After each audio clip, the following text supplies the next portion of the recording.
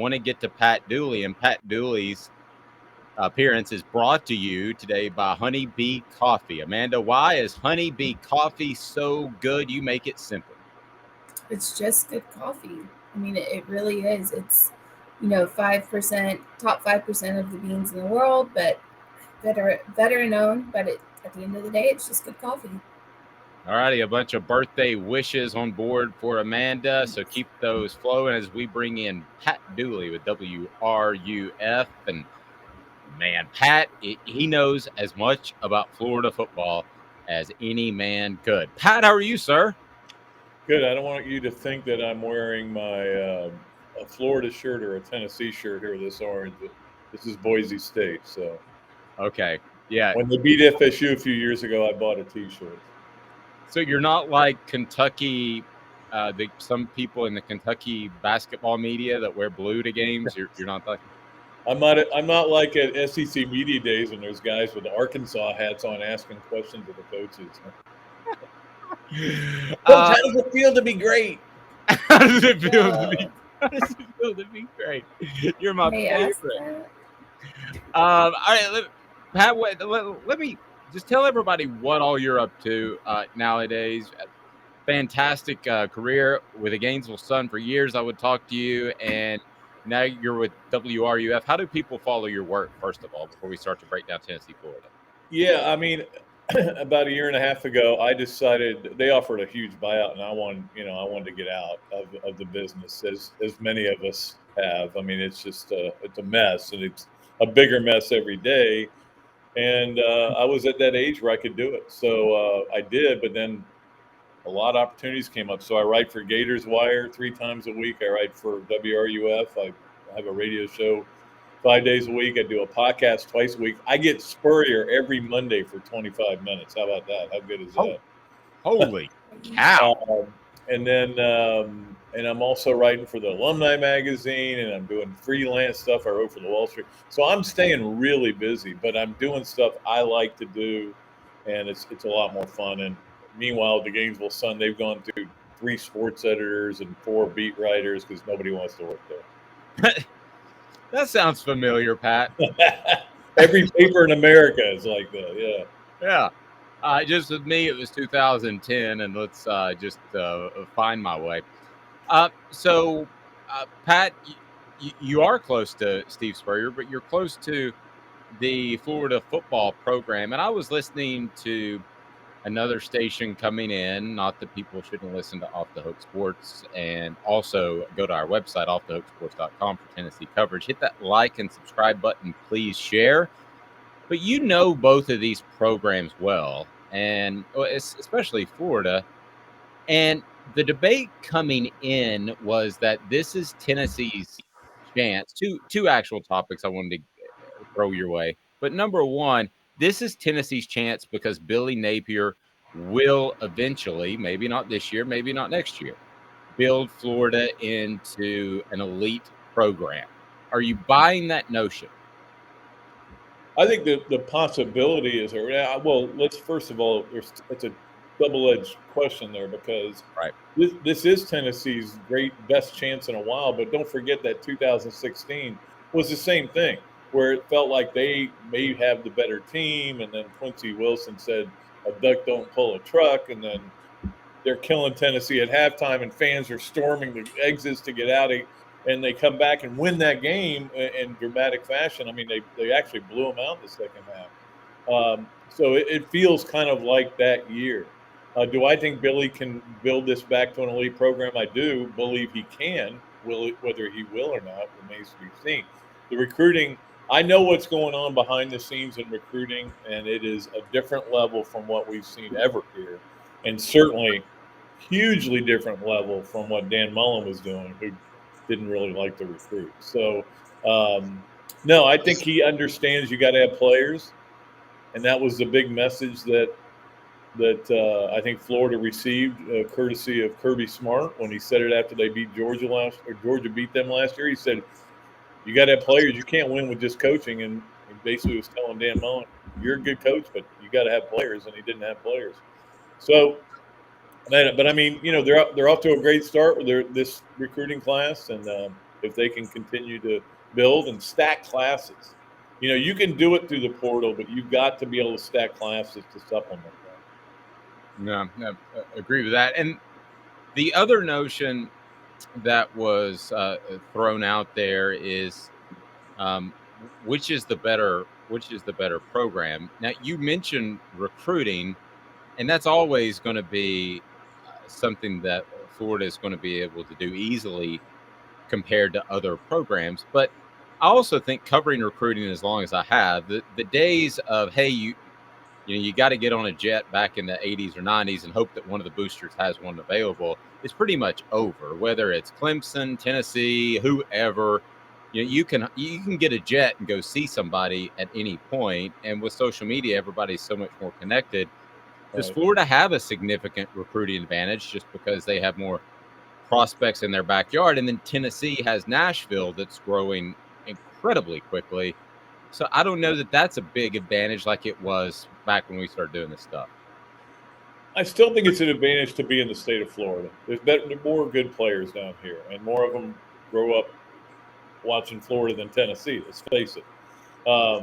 It doesn't mean that Tennessee can't out-recruit Florida, and they certainly can. But I think Florida is trying to get to that level where they're able to finally. This is the first time in a long time that they are getting guys to look at them. It doesn't mean they all come here that normally wouldn't look at them. So, the little things that they're doing, the attention to detail is amazing. And I heard somebody talking last night about this, how Billy Napier, the reputation on him in the Sun Belt was if something's not working, he'll get it fixed rather than complain about it.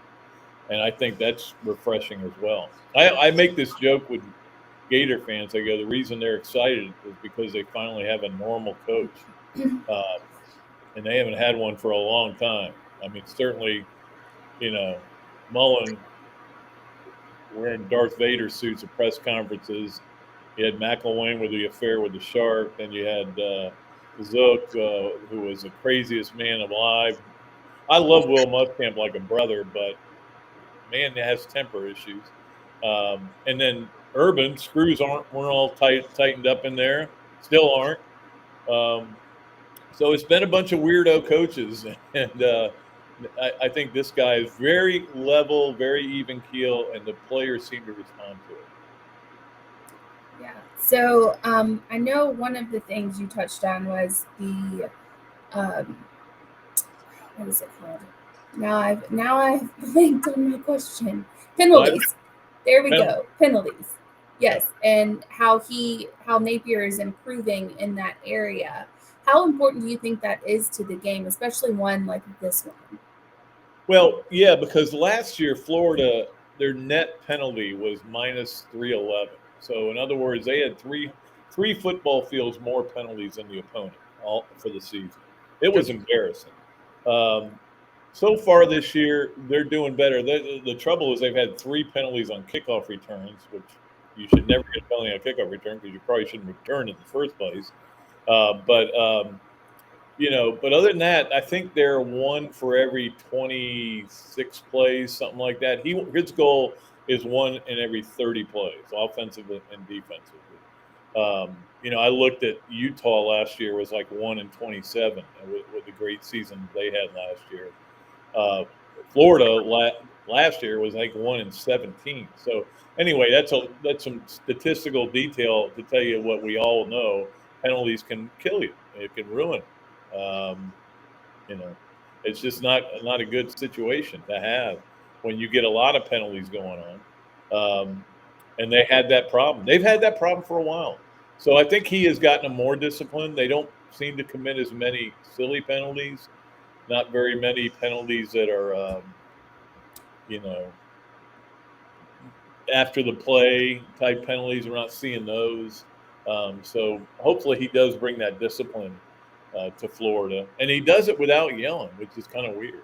I mean, he's very low key, and he just explains to him, "Look, we're not going to have this. We're not going to have it. If we have it, you're not going to play," which is what I've always said you should do. Use the bench as your motivation. Yep. Pat Dooley with WRUF, and you said you visit with Spurrier once a week for 25 minutes. I'm sure that's a ratings booster. There's no question. What does he think of Billy Napier? He really likes him, and I think he likes that. That Billy's personality. He likes that what he's doing with those very things, recruiting and penalties, to me, which are to me the two things that were lacking and the reason Florida has been unable to maintain. Florida's had these great moments over the last 10 years. Under Muschamp, they were one. If Notre Dame loses to USC, Florida might be in the national championship game in Muschamp's second year. McElwain wins 2 Eastern Division championships and is out the next year. Mullen goes to 3 straight New Year's 6 bowl games and then is out the next year. So it's just been this kind of roller coaster, which already this season has been. But I think they're, so Spurrier really likes him, and he likes the discipline. He likes that. He told me this the other day. He goes, these coaches that are yelling and screaming at guys, all the time. Players don't want to play with them for them now. I mean, they want to play for guys that just talk to them and relate to them as a human being. So, of course, I did point out to him that he once told Danny Werfel it wasn't his fault. It was Steve's fault for putting him in the game. But, I mean, so, and there's another one I can't say on the air that he said to Danny one time. Of course, Danny let it all kind of go in one ear and out the other. But, yeah, he really likes him. And, of course, he liked Mullen, too, because Mullen had that great offensive mind. But that was the only thing he had. Great offensive mind.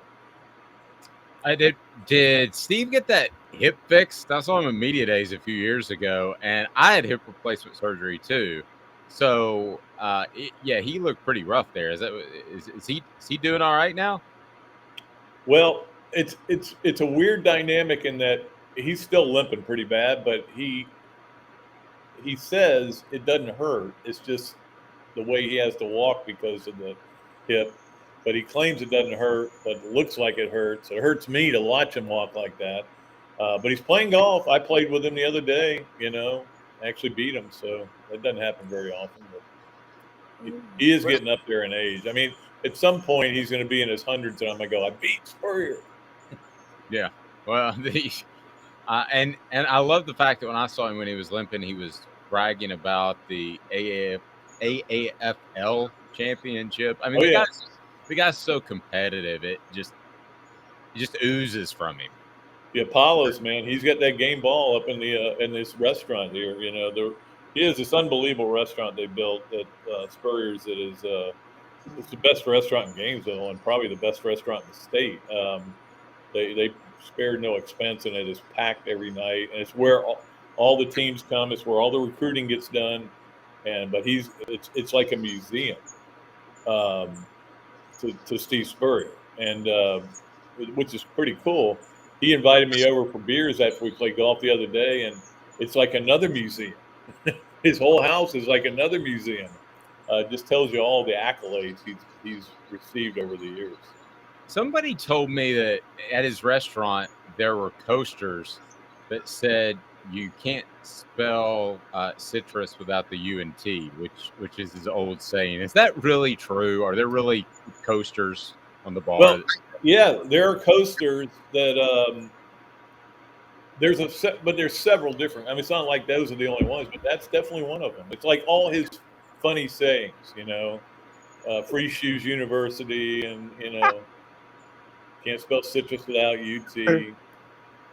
Peyton Manning came back because he wanted to be the 3-time MVP of the Citrus Bowl. Things like that. Okay. Let's turn it to this season. Pat Dooley joining us, and he's awesome. Covered Florida, knows it in and out. I'm going to shift around here. The sun is coming through this. It just looks like God's looking in on us, which is fine. So, Pat, as far as the game last week, I read your report card. Overall, you thought it was a pretty average performance. Were you surprised that, considering the Kentucky game, that Florida didn't come out and play better? And I'll be the first to tell you, I don't know South Florida up and down. I watched the game, but after, because it was at the same time as the Tennessee game. But what did you make of that game as a whole? Well, they've got some problems, and they're not a great team by any means. They weren't going to the SEC championship game this year. They weren't going to the college football playoff. They've got some problems, and some of them are on defense, and without Ventrell Miller, and they got one middle linebacker, and they're putting freshmen in there now instead to play. So without him, that was a big loss. And then Anthony Richardson, everybody has a theory on why he's gone south after a really good first game. Some people say his ankles bother him. Some people say he's got too many people in his head. The quarterback coach is telling him different things than Billy Napier, quarterback coach in Jacksonville. He's dealing with the pressure being a hometown guy. There's a million things, but he's sucked the last two games. I mean, he's just killing it. The picks he's throwing are terrible, and they were the difference in the Kentucky game. If Florida runs the ball the whole second half, they probably win the game because they've got a good running attack. But we all knew that Florida was only going to go as far as Anthony Richardson would take him. And this is where he's taken him. 2-1, unimpressive, ranked. But, that Utah win does hold a lot of water. But he was really good in the first game, really bad in the second game, and really bad in the third game. He doesn't seem to want to run. I think he's playing scared. I think he's playing not to get hurt. I think he's playing, I'm not sure what to do here, so I don't, what am I, what can I do? He's definitely not playing with the confidence that he needs to play with. In fact, this is funny. What Spurrier said to me was, you know what I would do if I was Billy Napier? I would write the word confidence on a piece of paper and hand it to Anthony Richardson and say, put that in your back pocket. Now you have confidence. And I'm like, that's not a bad idea. I know, Amanda, I want you to jump in here. Biles Automotive Group, in part, brings you our visit with Pat Dooley right there on Callahan. It's about integrity. Biles Automotive Group also has a great service department and fantastic car selection. Amanda? So I know you had hinted at maybe he has an injury, maybe he's, just not confident in himself, all that. From just your perspective, because we had a guy yesterday, Branden Olsen, who, documented basically what you were saying, is that in the first game he was running, in second and third he's not barely moving at all. So just from your eye test, what do you think is the problem? Just if you had to make a guess here. Yeah, I mean, I do think he is playing without confidence, and the weird thing is, I don't know why. I mean, maybe because he had 8 months to get ready for Utah, he had confidence, and now all of a sudden he doesn't seem to have any. The weird thing is he's telling us, I've lost my confidence, and then he's telling us also, I don't want to run too much because there's nobody behind me, and there is nobody behind him. They have no backup quarterback. The backup quarterback has been hurt, had a thumb surgery, probably 2 more weeks before he comes back.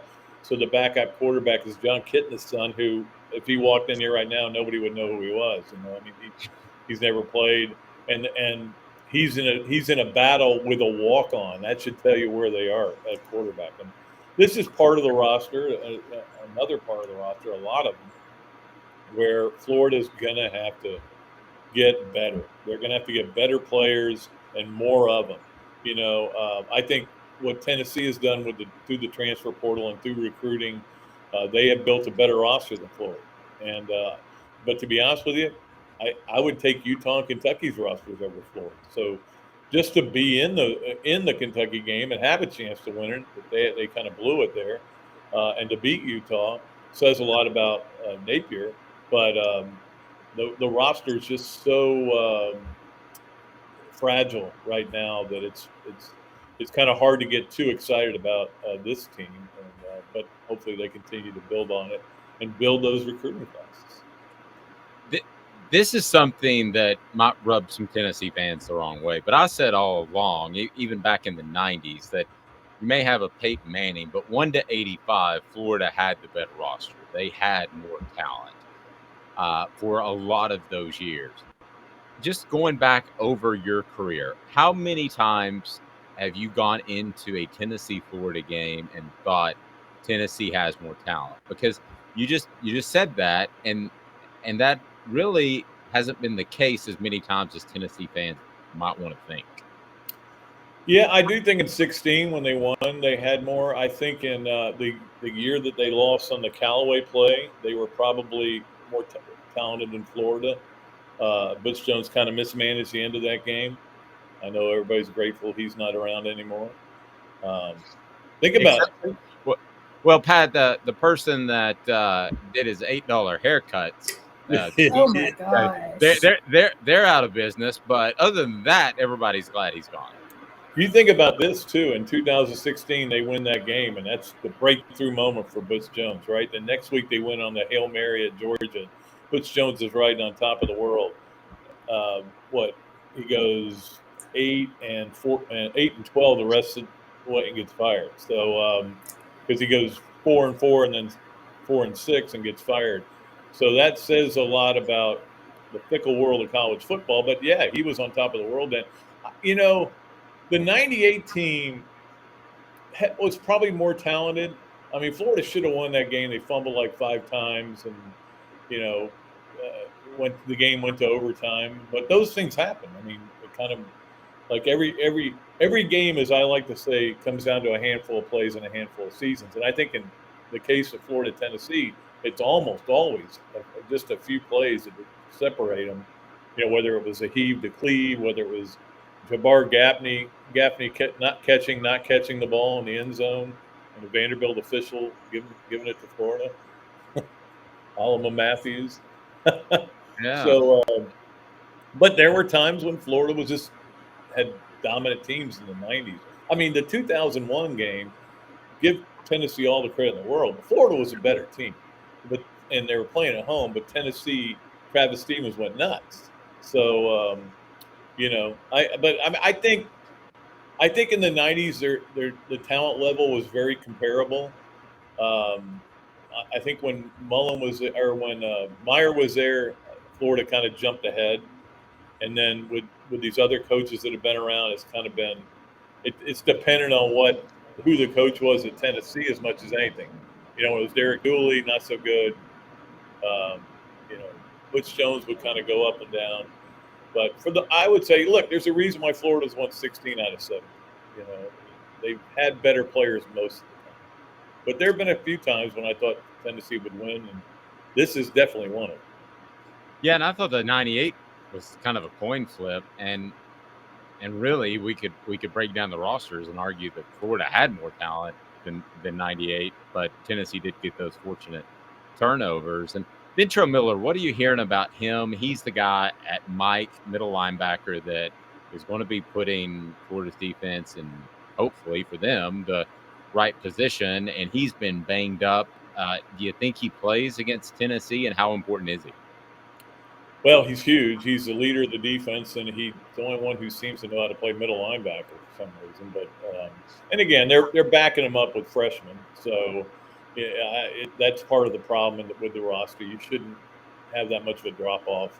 But he, it was funny. Before the game Saturday, he was out in the field in shorts, kind of warming up, just getting loose. So it's he's got an ankle, and it appeared that he was on the way to maybe coming back. They usually announce injury situations Wednesday night after practice, so we'll know more. My gut is that he won't play. Wow. When you have an ankle and you can't play if it's tender, at that position. You can play some position. You can't play that position because you're constantly having to shift and move and do different things. And but we'll see. I mean, it's just like with Jabari Small and with Cedric Tillman. We're all going to kind of wait Saturday when they kick it off. I think we'll know a lot more about it. Yeah. So Tennessee fans mark this game on their calendar every year. Everyone knows how important this game is in Knoxville. Everyone, it's always the huge rivalry at Tennessee. I'm curious to know, and I've always wondered this from an insider's perspective in Florida, is it the same way at Florida, or is this kind of one of those games that they've kind of just pushed to the side? No, I don't think they push it to the side, but it has gone down in terms of rivalry. It was in the 90s the biggest game of the year every year. I remember the 96 game, and Dave, you remember being there. The 96 game had so much hype that I had to turn the radio off on the way to the game. I couldn't listen to it anymore because it was going to decide the Heisman, the SEC East, the SEC, and the national championship, which it did all of those things. And that's third game of the year. But Florida's got, I think right now, and in fact, I did a thing on this for Gators Wire, who I also write for. I don't think I mentioned them. But on Florida's 12 rivalries, because they've got 12 rivals now, which is more than most teams have. And I think Tennessee was like number 5. You know, it really, Georgia's won. LSU has become their number 2 rivalry. A lot of it has to do with the Hurricane game and all the bad blood that came out of that game. But LSU is definitely their number 2 rival. And then probably FSU, you know, Tennessee kind of get blended in there. But no, they don't mark it on their calendar. I think this year, though, going into this year with it, look, Florida has the toughest September schedule of anybody in the country. Nobody can even argue. When you play number 7, you play Kentucky, who's now a top 10 team.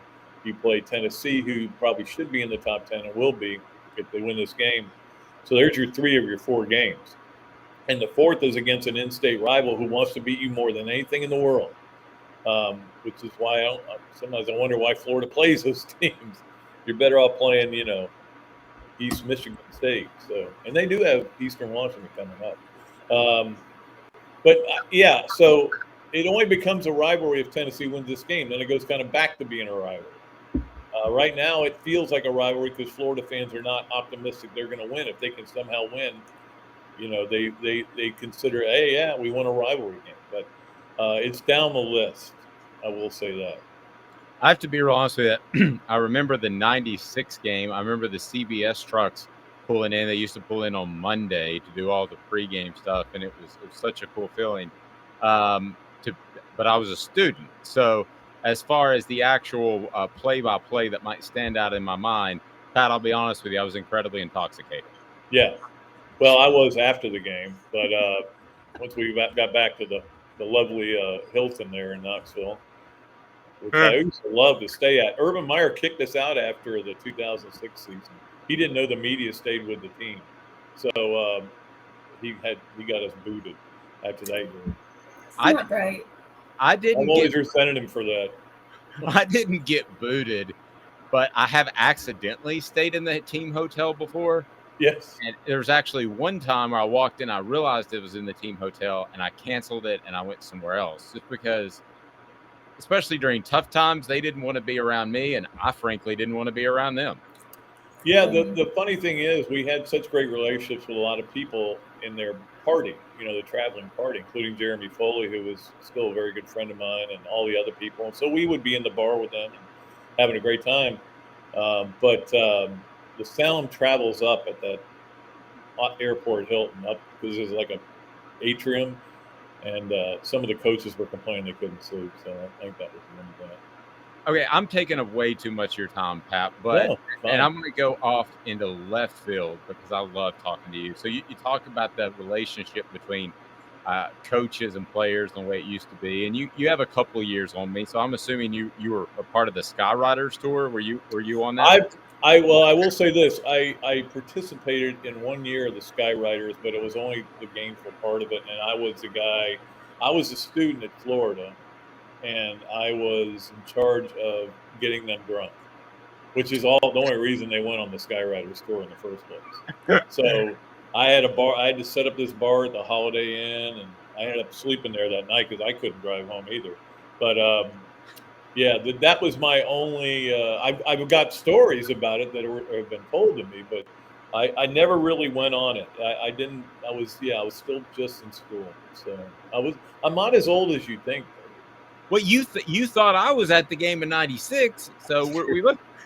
We just look old, is what you're saying. I'm looking older and older by the minute. Pat,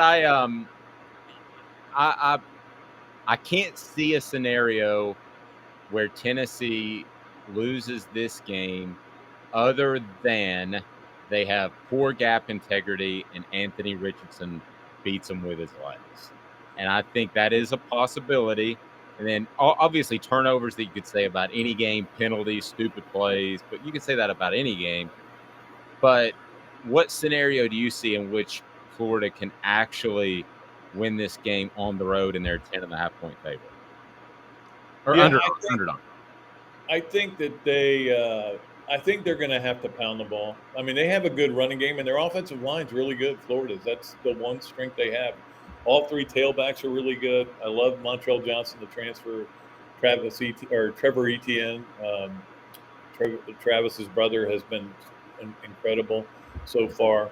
So they've got to do that, and they've got to incorporate the quarterback run into it, and they've got to shorten the game. And that's the only path I see to winning. Now, there is that unforeseen path, and we saw this in 2002 when Ron Zook came back, and they mispronounced his name in the introductions. He got all mad and fired up his team. But when it rained like crazy, one of my favorite stories from Florida, Tennessee was because Dave, when we go down to the field, the boosters and the media are in the same elevator going down. At least this is the way it used to be. Yeah. So we're going down. There's an older couple there, and they're complaining. And I think Casey Clausen was the quarterback on that team, and they're saying these quarterbacks from Southern California aren't used to rain. They've never seen wet balls. They don't know how to play in them. They're complaining the whole way down. The guy gets down to the bottom, and he goes, "I've lost my keys." And Mike Strange with deadpans right away. Another Tennessee turnover. Oh, Mike. That would always stayed with me. But I mean, if something like that happens where it's pouring, I'm sure it's not going to be, but and all of a sudden they kick it. Would they have 5 fumbles in that game? I think. Yeah. And then something like that happens. Florida has been better getting turnovers this year. The problem is they've given up a bunch. Anthony Richardson has more tackles than he does touchdown passes because he has no touchdown passes, but he's got 2 tackles on interceptions. So, yeah, that's the only path I see. I see a path where there's turnovers and Florida's able to slow the game down. Pat, I'll tell you a funny story about those balls. You may not know this, but that was a new ball. They had switched manufacturers, and so they wanted to promote the new ball. So maybe I was working with Jimmy Himes at the time, producing his show, and I just reached out and I said, "Hey, would you like us to promote the ball on the air? That it's a new ball, and this is in the off season, and we'll give away balls." And they sent 2 cases, 24 footballs, okay, that I could give away on the air, which made Christmas really easy for me. Yeah, some went to listeners, some didn't. But the funny part about it is at Christmas, I had those balls, and everybody would look at them and they would say, "Is this the same ball that got fumbled 5 times in a game?" And I was like, "Don't worry about it. It's Merry Christmas. This is moving." Yeah, they didn't want to. They probably had to return them, but they couldn't pick them up to return them. So nice. All right, Pat. Again, tell us where we can find you. Yeah, Twitter at Pat_Dooley. You can read me on Gators Wire. You can read me on WRUF.com. You can listen to we have many callers from Tennessee, believe it or not, on our WRUF 5 days a week, 4 to 6 on the tailgate. Me and Jeff Cardozo, and then the podcast is every Monday and Friday. Monday's always Spurrier Mondays, and then Friday we have great guests. So, yeah, staying busy. It's a lot of fun. And I still love doing stuff like this, coming on with guys I used to see at media days all the time. Yeah, and keep freezing in that room. I don't think since I've started this endeavor, I've kept anybody over 20 minutes, and you're rocking 36, and I really appreciate it. You're just that good. And I assume you won't be traveling to the game anymore? No. Well, look, when I decided to retire, a little bit of the reason was I'd grown weary of traveling. And I used to love it. I mean, I did it for years and years and years and loved it and would argue that we should go here, go here. But there was one day in Starkville, Mississippi, shockingly, and actually in Columbus, Mississippi, because you can't stay in Starkville. Like you can't stay in almost any SEC city. Knoxville and Nashville are like two of the only ones you can actually stay in. Yep. But I'll never forget this. I'm standing in the parking lot waiting for Robbie to come down from his room so we can go to the airport. It's 4 a.m. because there's only 2 planes out of the lovely Golden Triangle Airport, or as I call it, the Golden Showers Airport. But I'm sitting there. It's 4 o'clock in the morning. I'm like, what am I doing? I'm too old for this. I don't want to do this. So the travel is gone for me. I don't care about ever going. I barely go. I went to the Kentucky game this year, and went to the spring game last year. I didn't go to any other games last year. It's so much easier to write at home, and I don't have to be there. I get the Zoom links, and it's a lot more fun to do it that way. I don't miss that part of it. I don't miss the travel at all. Although I did love going to Knoxville. Knoxville's a beautiful city. It's one of the best. I mean, there are not a lot of great SEC cities. I would go Athens, Nashville, Knoxville, and those three. That may be the list right there. Yeah, I like Baton Rouge personally, but yeah, Baton Rouge is weird because it's kind of spread out, Yeah. and you don't. There's not really like that downtown type of vibe to it, but and the other thing is Oxford. We never see Oxford because when you would again have to stay in Memphis, nobody can stay in Oxford, and you would drive right around the city and right into the stadium. That's the way they would tell you. So you never really got to see downtown Oxford. But I hear it's really nice. Of course, we've only been there 3 times. Yeah. Hey, Pat, again, great stuff, man. Sorry to keep you this long, but I just absolutely love I got talking nothing to to do today except finish up one story and then go do radio. That's it. That's all I got. So I can talk to you all day. I'll let you go. Keep being you, man. And if something crazy happens and Tennessee doesn't pull off the win, I might give you a shout next week and talk about the aftermath. But greatly appreciate it. Happy for you that things are going well, and I will talk to you soon.